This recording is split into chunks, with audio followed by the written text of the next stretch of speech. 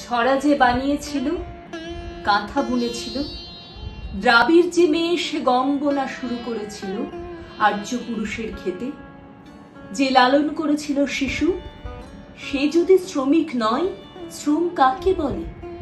আপনি বলুন মার্কস, কে শ্রমিক, কে শ্রমিক নয়? নতুন যন্ত্রের যারা মাস মাইনের কারিগর, শুধু তারা শ্রম করে।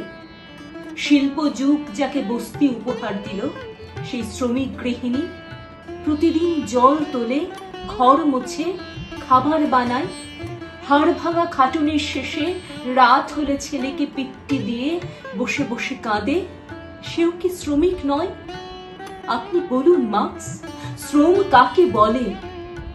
গৃহশ্রমে মজুরি হয় না বলে মেয়েগুলি শুধু ঘরে বসে বিপ্লবীর ভাত রেঁধে দেবে, আর কমরেড শুধু যার হাতে কাস্তে হাতে। আপনাকে মানায় না এই অবিচার। কখনো বিপ্লব হলে পৃথিবীতে স্বর্গরাজ্য হবে। শ্রেণীহীন, রাষ্ট্রহীন, আলো পৃথিবীর সেই দেশে আপনি বলুন মার্কস, মেয়েরা কি বিপ্লবীর সেবাদাসী হবে?